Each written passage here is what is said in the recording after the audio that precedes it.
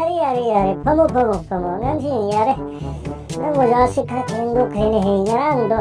Usok pa saru gani ado kay hinjin gida na maning mamang chieling ida kating to kreko. Yare, pamo. Tomba, nang bunahan makay school ka po ude ni. Kaduro lagi nang bo, hagsang amudra bo. Ay nga sidi, nang wanda wahang ngoy, Paokhum ngoy tawa, wahang mga katang hangge ko, masige Paokhum nang nachun na pibang amladi ko, nang wajagi may kay degi, jeep ang alay hey, ko, nang sun na Paokhum pira ko, pare ado di, ay wahang sing hangba warge ko, napuyatay sumuna to. Oza, ako'y mado, wapang pamachapada lambida sana wayam duna, chokdana dabdada matang khara lairode adugi kun karpang amdabani oza.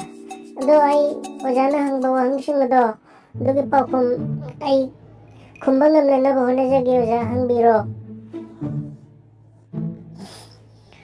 Pare ado di hangba haurge ko, good luck, nakoy atay sumuna tao ko. Tomba, ado di wahang hangba haurage. Ahan magi wahang se sumayo tao bani. Kay gumba interview amakagtane.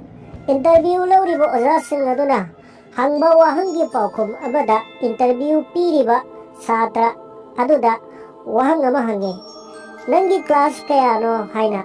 Maduda interview piriba satra aduda magi mamanggalay ba sagi kapto. Tak nauno uplagat hamne. Matam ka onthok naraga ko. Adudi satra adugi class kaya ne hayri bano. Hayro tomba hayro.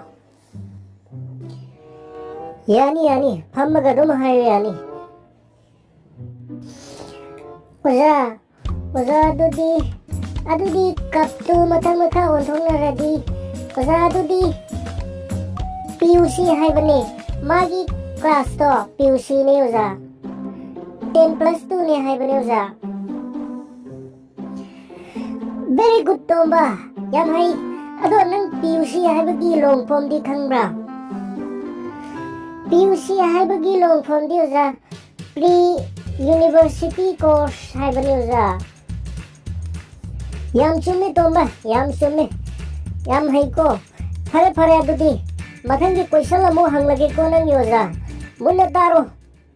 Mathangi question si sini. Ay se samudra da pokpani.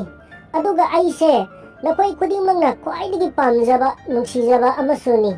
Ay se nakoy kuding magki yung kuding magta sangdaba yadraba. Aduga nakoy kuding magki nung tigi si nariba posak amasuni. Ay se kanano hayo tomba. Oza adudi amlay adudi thumne oza thum. Sume tomba sume. Yam hay ko. Mathangi question la mo hang lagi ko. Ahum suba question ni ko. Muna tao. Can you tie a tie and untie a tie? Nang kay khumni tomba. So adudi khangre boza. Pare tomba. Khangra di nang oza hay gi ko. Can you tie a tie? Haybadi nang tie ama punba ngambra. And untie a tie. Haybadi tie do amuk lokthok pa ngambra. Haybadu nang na yes or no khumaga loire ko. Nang tie ama punba ngambra aduga tie do amuk lokthok pa ngambra. Haybani ko khangani ko tomba. Adudi mathangi wahang amo hang lage ko. Yes mathangi mari suba wahang tomba taro. Ay se Nobel Prize fangi. Ay gi ipuroi basu Nobel Prize fangi. Adugane ay gi isanu pidusu Nobel Prize fangi. Ay gi iyanu padusu Nobel Prize fangi. Ay se kanano hayo tomba. Kumbangam bro. Adudi oza Madam Curie ne oza. Sume tomba yamna hayre ko.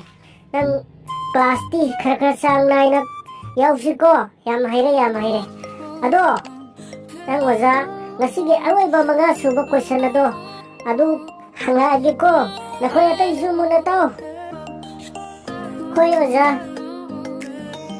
nung mane yam na nung kan na suba numit abada satin so amat katugta na oza mayam na kan school na sila eba mahakse nung napunto at sole adobo mahaki masandudi nung amat na solam deba kari ginutomba kangbra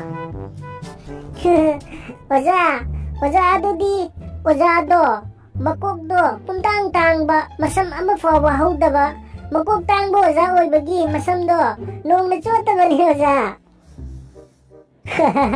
tomba yam chume nang yam hai ko tomba nang adu class sang nai ni yaw si ko tomba yam nungare nakoy atay suloy na kanggilo ko hayang tungan ba nungay bo wahang kaya maso hayang so hanggani ko fare ngasige di klase soy da sumlo sila siko tomba mayam ngasige di soy da sumlo sila siko ay kan kana panaro